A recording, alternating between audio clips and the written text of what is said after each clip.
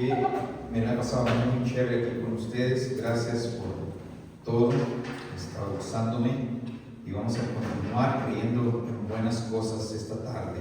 Si traen sus Biblias, quiero que abran al libro de Génesis 45. Vamos a ver unas escrituras ahí, empezando en versículo 3 al 8.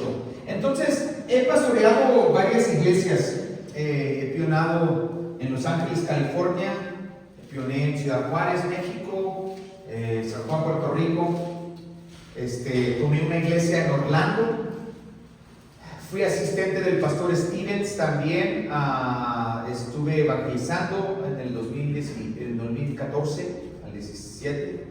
Entonces, pero cuando tomé el reto de ir a La Habana, Cuba, honestamente fue el reto más grande que he tenido en mi vida. Ha sido fue un reto increíble, un reto muy difícil. El simple hecho de poder entrar al país era una complicación muy fuerte. Todo, de encontrar una casa en Cuba, muy difícil. El cristianismo ilegal en el sentido, yo no podía predicar en Cuba. Al principio no podíamos ni evangelizar, ahí no puedes ir, como les dije, rentar un local y empezar una iglesia, dar folletos, no se puede hacer eso. Entonces, era algo muy difícil. Y estando ya en el país, el sobrevivir es difícil. Denle gracias a Dios que hoy fue a una tienda increíble que tienen aquí ustedes en Metepec. Me quedé así bobo. Está más bonita que las que están en Estados Unidos. Entonces, eso no existe en Cuba. El sobrevivir en Cuba tenía todo era complicado. Estuve 4 años en Cuba y no podía tener un vehículo, era muy difícil. Un vehículo es un lujo bien grande. Los carros, cuando yo llegué a Cuba, era un precio ridículo. Si te quieres, a mí hubo un vecino que se iba a ir del país, me quería vender un Mitsubishi Lancer, algo así, 2001. Quería como $30,000. Yo dije, yo le compré uno de esos a mi hijo hace unos cuantos años en 800, allá. Una locura, un carro era un lujo. El agua, la luz, todo era bien complicado. No había nada fácil. El comer era bien complicado. Siempre hay una crisis de algo en Cuba. No puedes comprar aceite, no puedes comprar harina, no hay leche, siempre, alguna vez se fue el arroz, siempre hay una crisis y las colas para comprar, era algo bien difícil. Fue el reto más grande que he tomado en mi vida. Pero por un llamado de Dios y una compasión que tuve por ese pueblo, sobrevivimos. Amén. Y vimos Dios hacer grandes cosas. Amén. Y he tenido el privilegio de reflexionar en todo lo que Dios ha hecho allí. Y quiero predicarte este sermón que he titulado Por una ocasión como esta. Génesis 45:3 dice: José dijo a sus hermanos: yo soy José. ¿Vive todavía mi padre? Pero sus hermanos no podían contestarle porque estaban atónitos delante de él. Y José dijo a sus hermanos: acérquense ahora a mí. Y ellos se acercaron y les dijo: yo soy su hermano José, a quien ustedes vendieron a Egipto. Ahora pues, no se entristezcan, ni les pese el haberme vendido aquí, pues para preservar vidas me envió Dios delante de ustedes. Porque en estos 2 años ha habido hambre en la tierra y todavía quedan otros 5 años en los cuales no habrá ni siembra ni siega. Dios me envió delante de ustedes para preservarles un remanente en la tierra y para guardarles comida mediante una gran liberación. Ahora pues, no fueron ustedes los que me enviaron aquí, sino Dios. Él me ha puesto por padre de Faraón y señor de toda su casa y gobernador sobre toda la tierra de Egipto. Amén. ¿Cuántos saben que la Biblia nos cuenta historias increíbles? Aquí tenemos la historia de José. ¿Cuántos saben que la historia de José es una historia de tristeza? Si tú lees esta historia, es increíble. de lo que pasa. Es una injusticia en la vida a un nivel que ni quisiéramos imaginarnos. Pónganse a pensar, este jovencito tiene un sueño de Dios, que él un día va a hacer algo grande, y el problema fue que le contó a sus hermanos. Igual saben que cuando andamos contando a los hermanos tenemos que tener cuidado porque hay pleitos a veces, ¿saben? Y entonces le cuenta el sueño a sus hermanos, y sus hermanos, la Biblia dice, lo odiaron aún más. Les dijo, Dios me va a levantar y voy a ser un gran líder. Ah, sí. Ah, niñe. Lo empezaron a golpear. A ver qué tan gran líder eres. Ah, niñe. ¿Verdad? Y lo golpearon.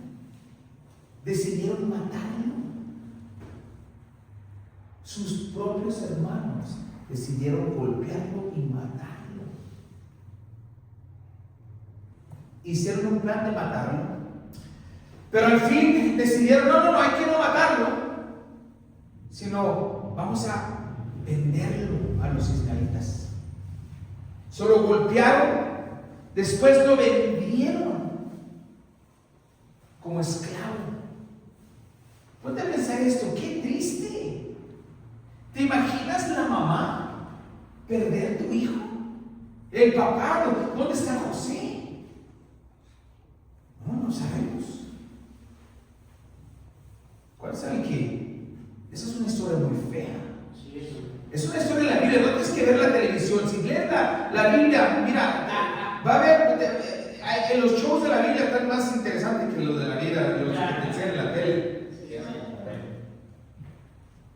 Lo golpean, lo venden, el padre buscando a su hijo. Imagínense, llorando todas las noches al perder un hijo. ¡Qué triste! ¡Qué triste para el padre, la madre! ¡Qué feo para los hermanos! Pero ¿cuál será el que peor para José? Un jovencito. Él inocente, nomás diciendo, tengo un sueño que Dios me va a usar. Y lo venden, ahora es esclavo. No se imaginan, no nos cuentan todo lo feo que pasó en esclavitud. Pero aquí en la esclavitud, el jovencito, de todos modos, se mantiene un corazón correcto, que es difícil. ¿Cuántos dicen amén? Es difícil cuando pasas por tiempos feos mantener un corazón correcto, pero este chamaquito se mantuvo correcto y Dios empezó a bendecirlo. Lo empezó a levantar, empezó a interpretar sueños y empezó a agarrar promociones. Y la Biblia dice en Génesis 39:3, vio su amo que el Señor estaba con él y que el Señor hacía prosperar en su mano todo lo que él hacía. Así José halló gracia ante sus ojos y llegó a ser un siervo personal. Y él lo hizo mayordomo sobre su casa y entregó en su mano todo lo que él poseía. ¡Wow! ¿No saben que cuando uno le sirve a Dios, Dios lo puede levantar, no importa dónde estés? No importa. Yo le he dicho yo le digo a todos mis discípulos en todas las iglesias que yo voy, no importa dónde Dios me tire, ahí yo voy a dar fruto. Ahí me va a ir bien. Cuando llegué a Cuba me dijeron, aquí no te va a ir bien. Y yo dije, yo no importa qué dice el gobierno aquí, a mí me va a ir bien. Y los muchachos adoraron cómo me fue bien a mí. Pero quiero decirte, cuando le servimos a Dios, no importa dónde estemos, en la esclavitud, Dios lo levantó. Lo hizo amo. Y quiero decirte, después de años y años sufriendo, batallando, imagínate el rechazo que sentía ese niño. Y al fin Dios lo empieza a bendecir. Y dice, gracias Dios, gracias Señor.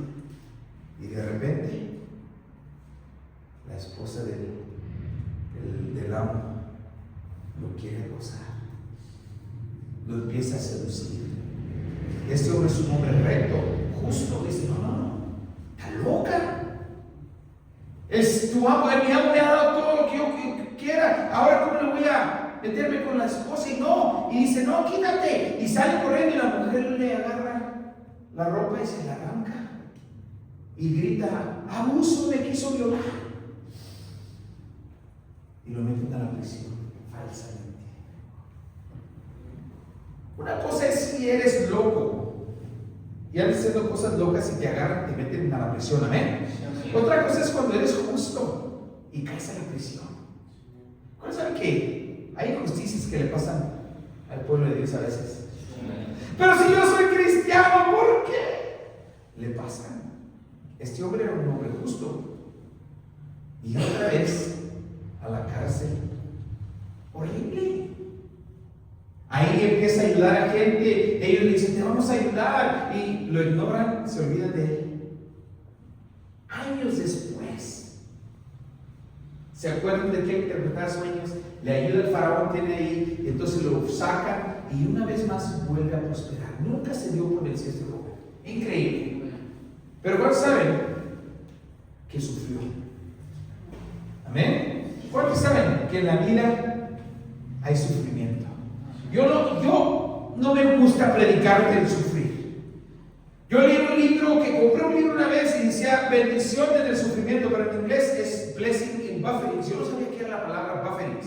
Entonces lo compré y es puro como de cuánto uno sufre y no me gusta. Yo tiré ese libro, no me gusta.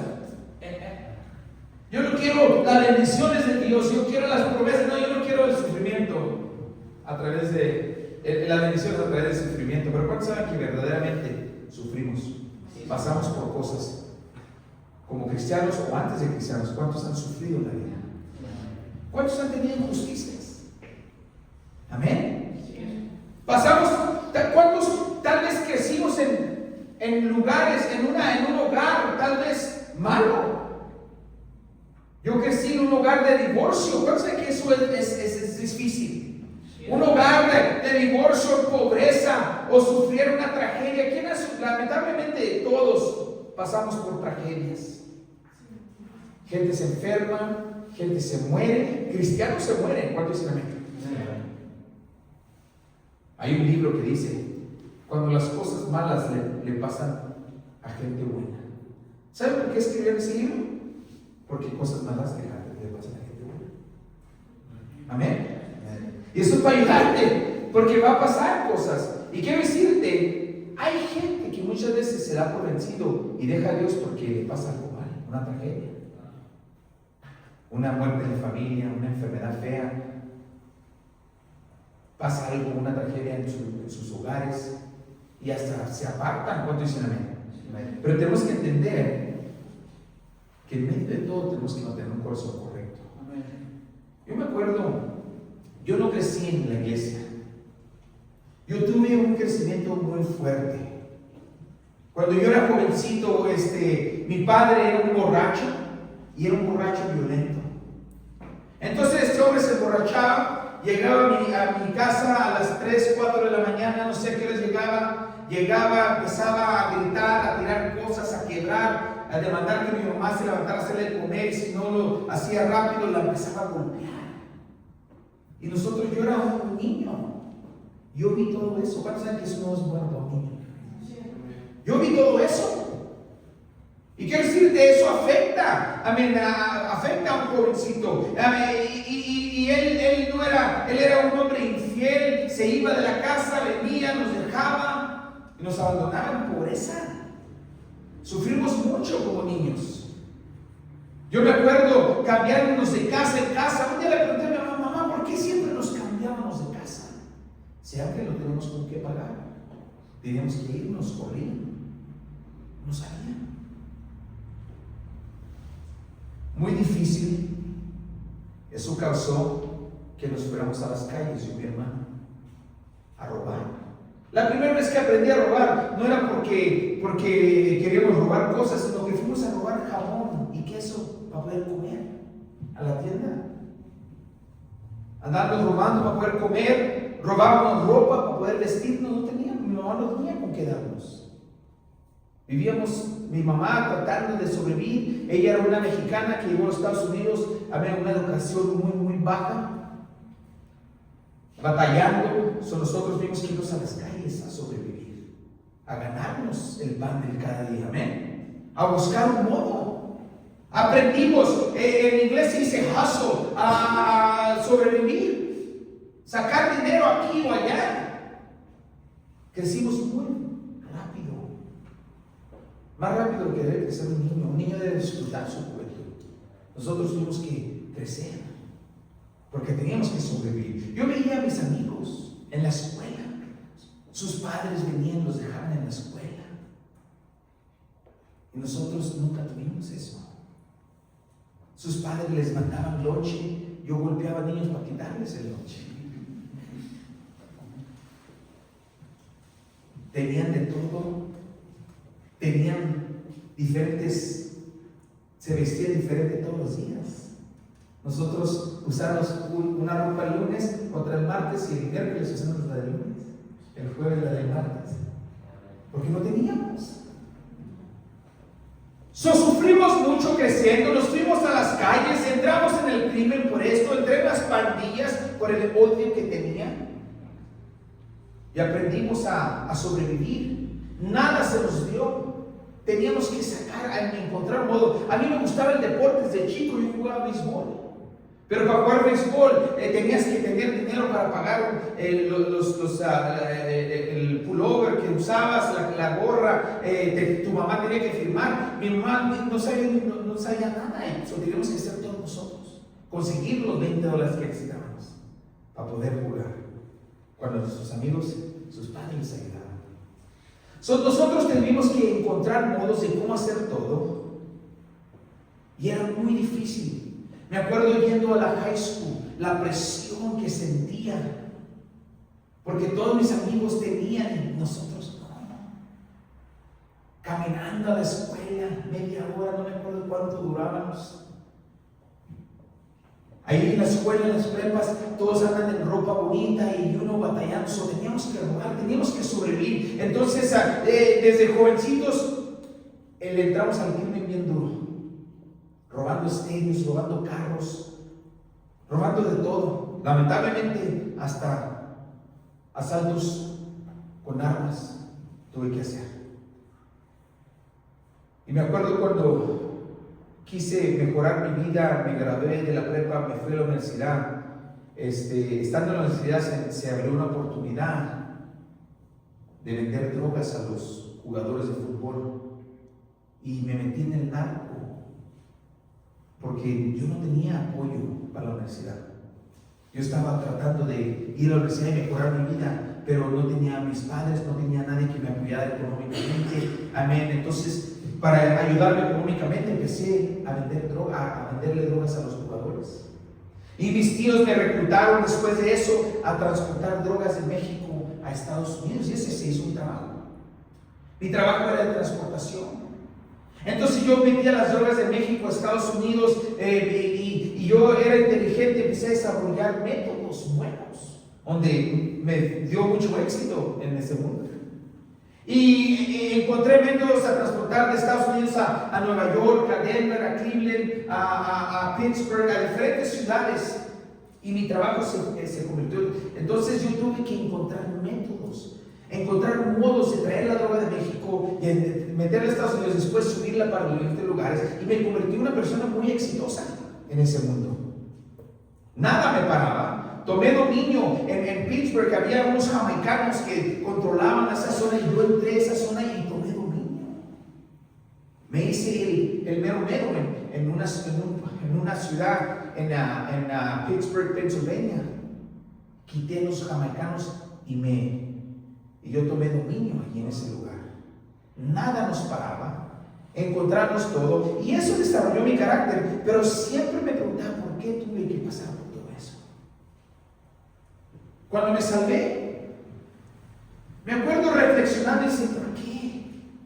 Me acuerdo que fui a un campamento de jóvenes como consejero y los niños jugando, haciendo chévere. Yo de consejero nos dejaban jugar con ellos a veces en diferentes juegos y yo me gozaba. Y decía, ¿cómo yo no tuve esto cuando crecí?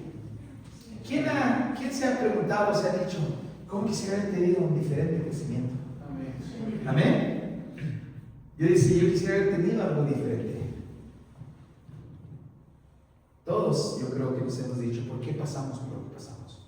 Porque hemos pasado por cosas, si somos honestos. Tal vez no las contamos, pero hemos pasado por cosas. ¿Amén? Amén. Nos preguntamos por qué.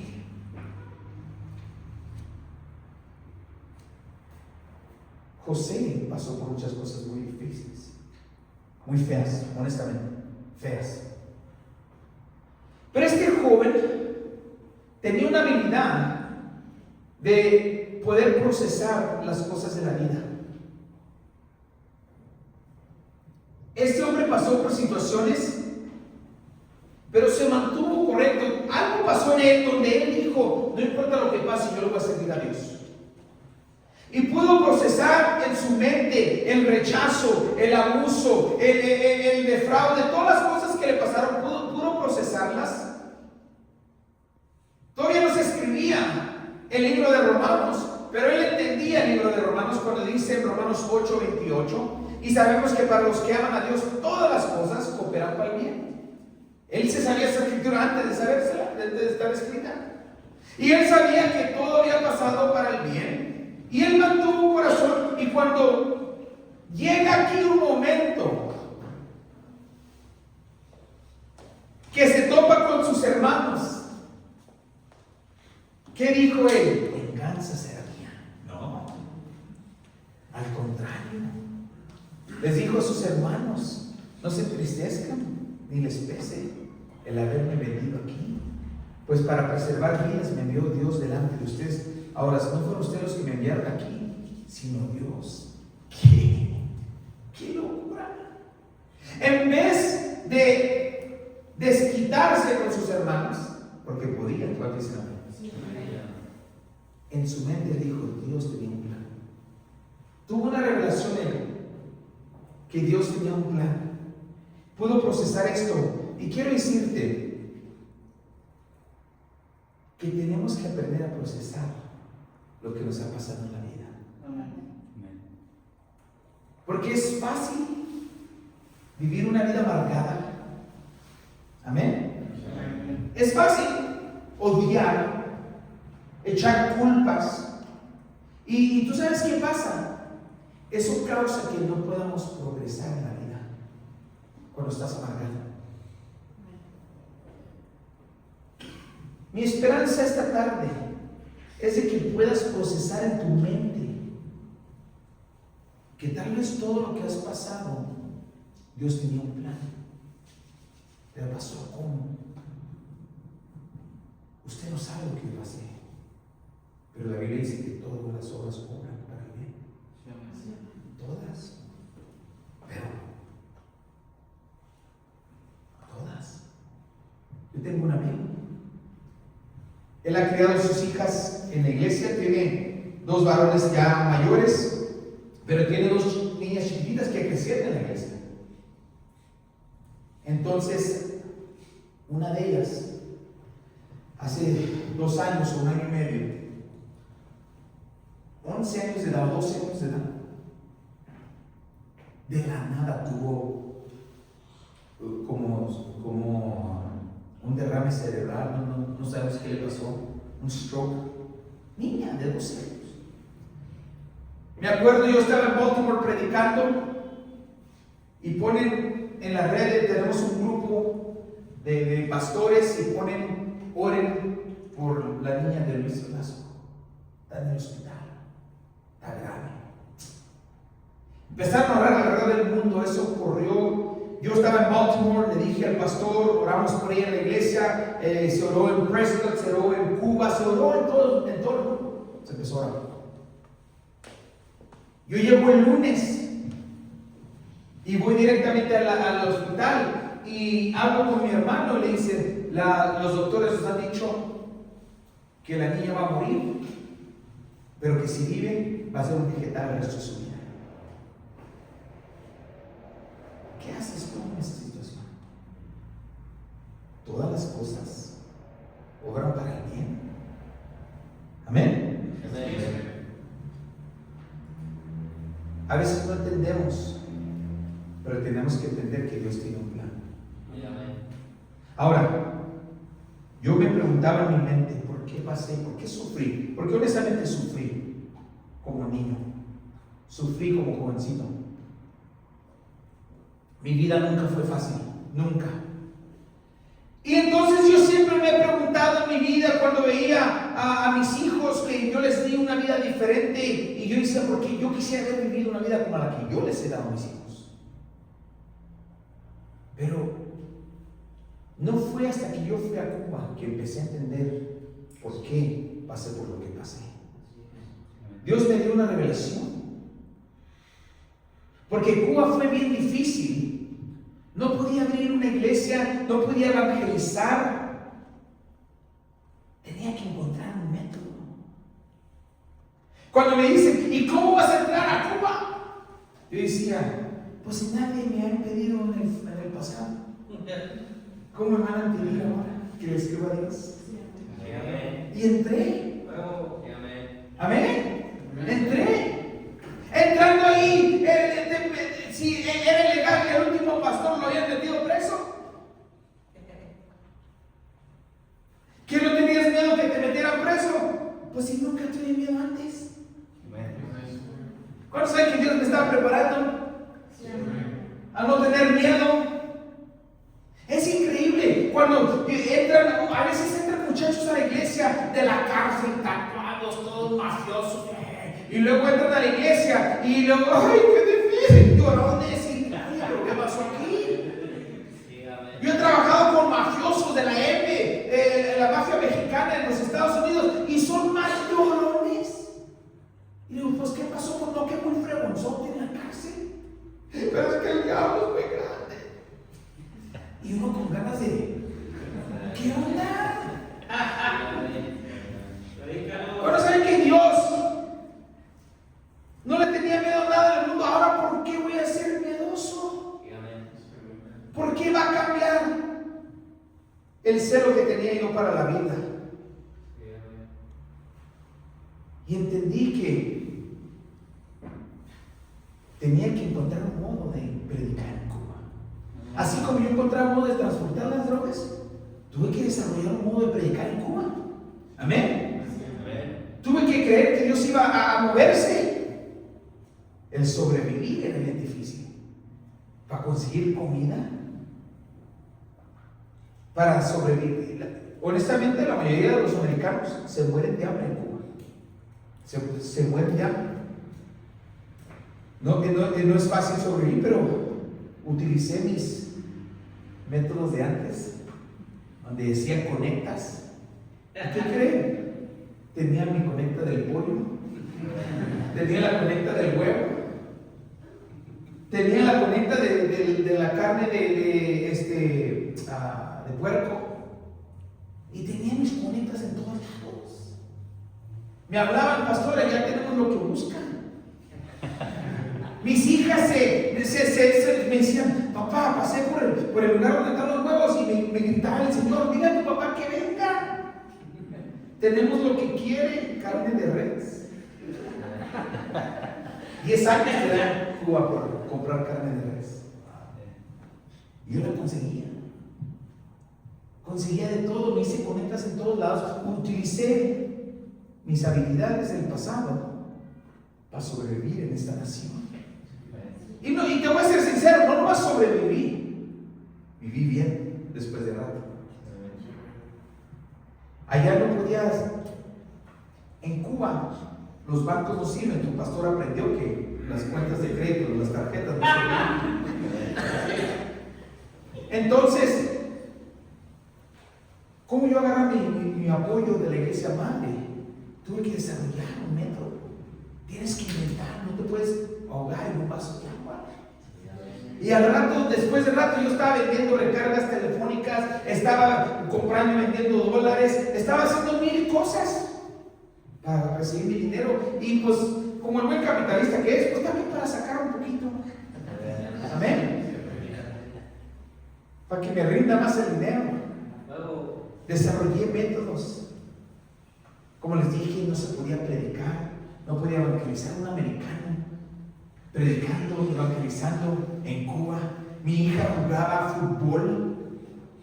El equipo de Cuba me la pidió para el equipo nacional. No les quería decir, no, pues es que no podemos, somos americanos. Yo le dije que era mexicano. Pero no merecería un caos político. Pero después de tiempo tomé dominio. Así como tomé dominio en Pittsburgh contra los jamaicanos, tomé dominio en esta ciudad. Estamos predicando en las calles, hacía conciertos, hacía lo que me daba la gana. Andaba en todos lugares, tomaba dominio, ayudé, le enseñaste a mi iglesia a ser capitalista. Les enseñé a mi iglesia a sacar dinero. Pastor, esto es Cuba, aquí no vamos a sacar dinero. A mí no me importa dónde sea. Yo nomás sé una cosa, es cómo sobrevivir y cómo tener éxito. Y donde quiera que me echen, voy a ser ángel. Amén. Amén.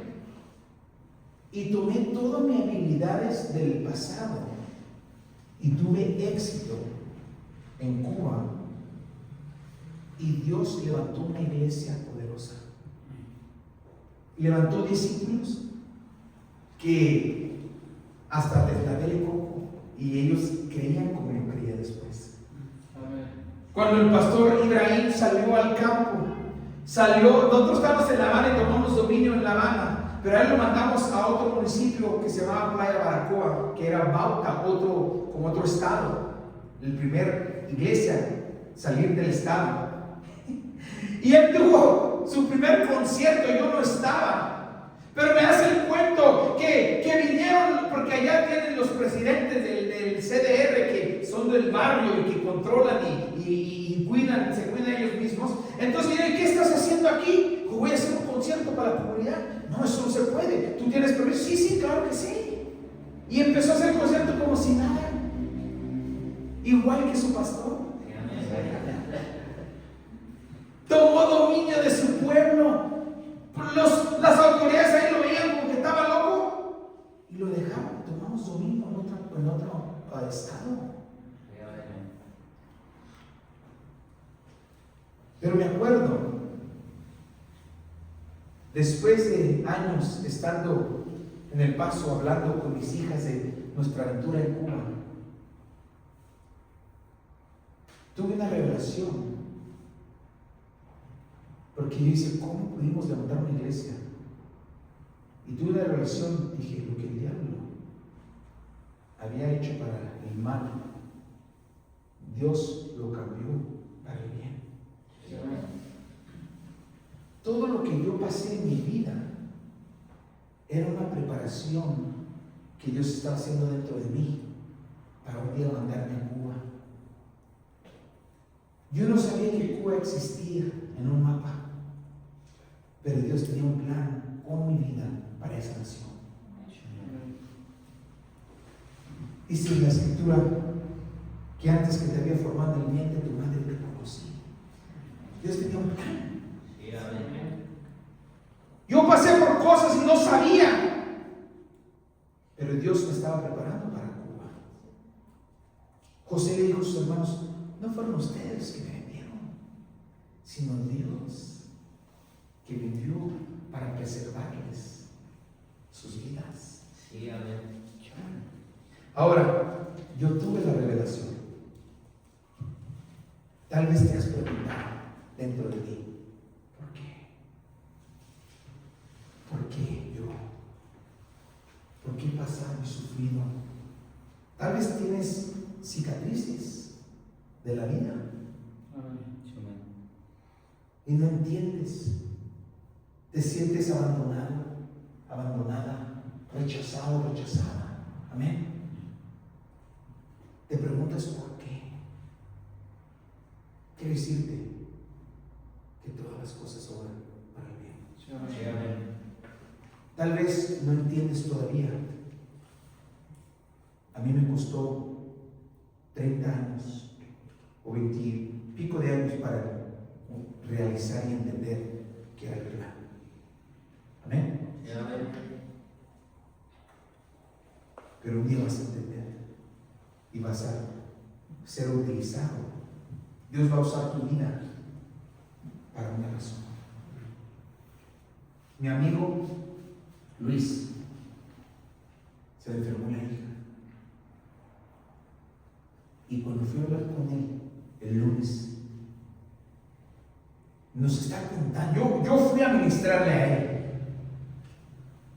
a apoyarlo, a hacerlo sentir mejor, y me cuenta que su hija va a morir o que va a ser un vegetal el resto de su vida. Y yo no me aguanté, pero me dijo, ¿sabes qué, André? Hemos decidido yo y mi esposa que no importa qué, le vamos a servir a Dios. Si se muere, está en el cielo, le vamos a servir a Dios. Si vive y es un vegetal, le vamos a servir a Dios. Y si Dios en su misericordia la sana, le vamos a servir a Dios. Hizo una decisión. No importa qué. No matter what. Hicimos camisas, no matter what. Hicimos diferentes cosas, no matter what.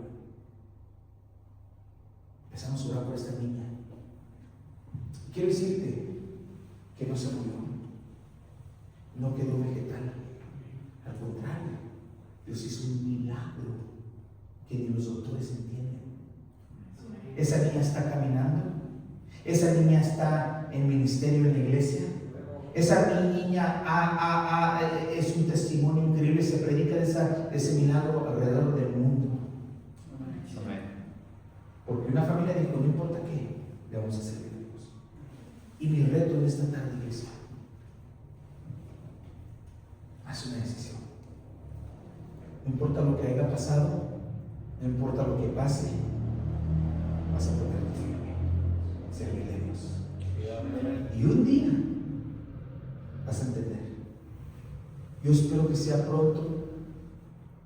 Yo duré 28 años más o menos para tener la revelación, pero entendí que Dios me preparó para Cuba.